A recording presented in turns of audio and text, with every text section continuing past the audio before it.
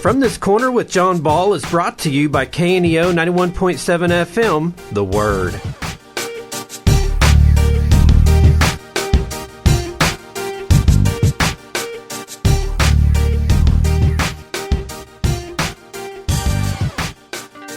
Welcome to From This Corner.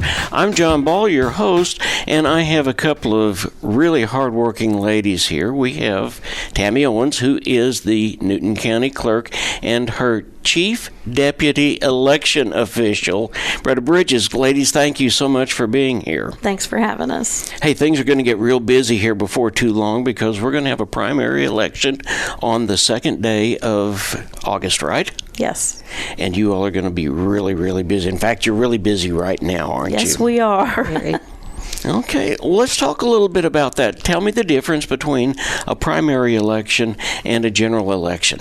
Okay. The primary election is where a candidate, if they receive the vote, they then receive the nomination to be on the November ballot for their party.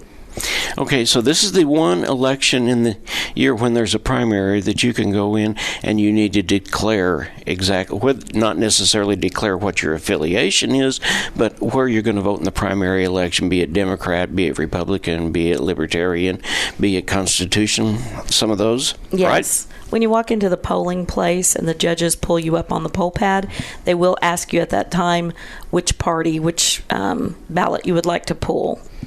Okay, now, we start at 6 o'clock in the morning and we go until 7 o'clock that night, so there's plenty of opportunities to go vote during that day. Yes.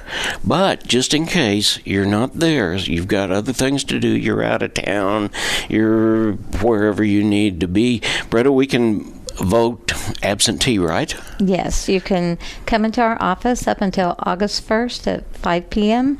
and vote absentee ballot, and also today is the last day to vote absentee by mail, but you can still send an application in by email today to get on the list so I can mail a ballot to you.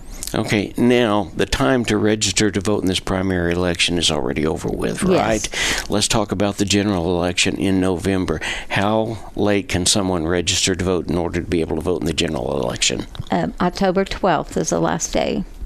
October 12th. Well, I tell you what, I was out at the county fair for the 4 days that it was out there, and there were a lot of people out there wanting to tell you why you should vote for them because of a position. We've got some really qualified people this year, don't we? Yes, we do.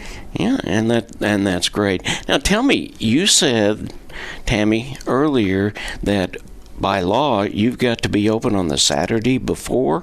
Yes, we're required to be open from 8 to noon the Saturday before the election. That actually is every election that we have. That gives people the opportunity to vote if they can't get down to our office Monday through Friday. Say you work in Wentworth. You know, that's quite a drive, and yes, you may not be is. able to make it. So you can come down that Saturday from 8 to 12 and vote absentee. Also, we do not close at noon. So when we say we're open from 8 to 4:30, there's someone there the entire time so that you can vote. Okay, all right. Now, if somebody were to want to really kind of be ahead of things, where can they find a sample ballot?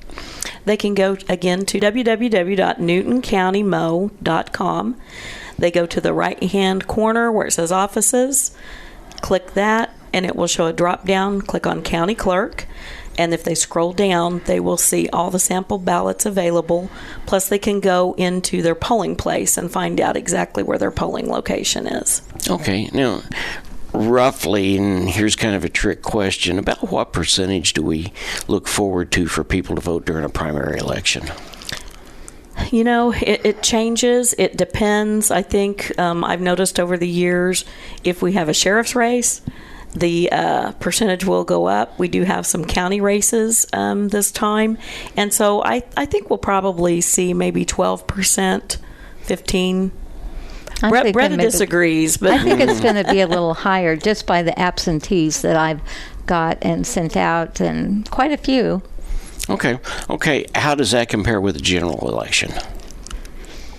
I think general will be bigger turnout. Yes. Now, you think we'll hit 18, 20% maybe? Well, I hope we hit a lot more than that. Yeah. The presidential election in 2020, we hit around 76%, Wow. which was very high. That was good. We were kind of shocked. We voted 6,500 people through our office in person in 2020, and 2,900 by absentee ballot through the mail. The reason I ask that question is I want to make sure that the people who are listening to us understand that we're going to try to make it just as easy for you to vote.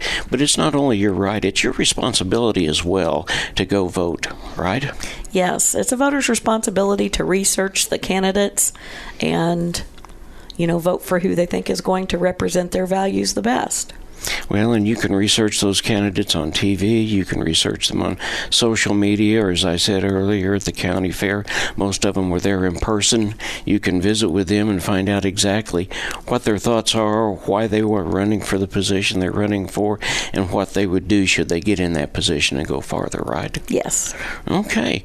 Well, once again, it is going to be on August the 2nd.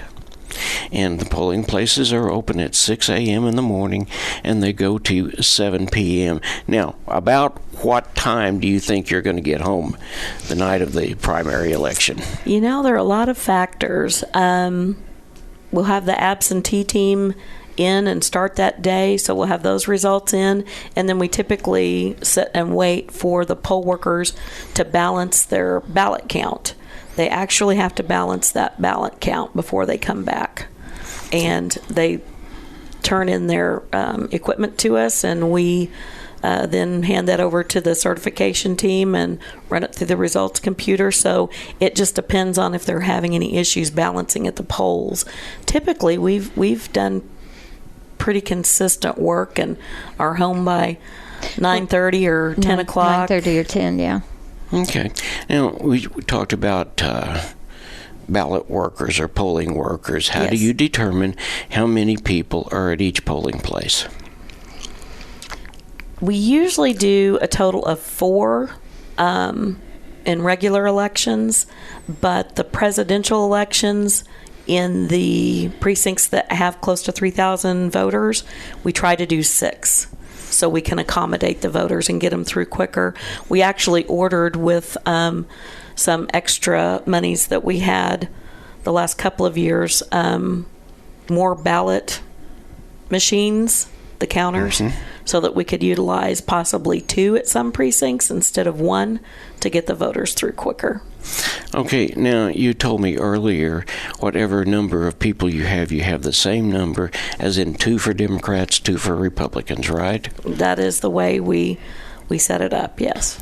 Okay. Well, ladies, thank you so much for being here. We want to make sure everybody understands, again, that this is not only their privilege, it's their responsibility to vote, and you can do that on August the 2nd, which is the primary election, and those that survive, and I guess that's an ugly word to use, but it's the best we can do. Those that survive the primary election will then be in the general election in November, right? Yes, sir.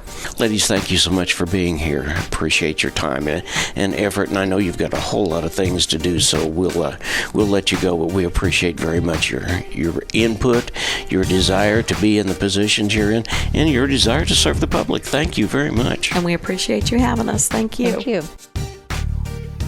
From This Corner with John Ball has been brought to you by KNEO 91.7 FM, The Word. You can watch this episode and many previous episodes of From This Corner on our YouTube channel, linked to our website at www.kneo.org.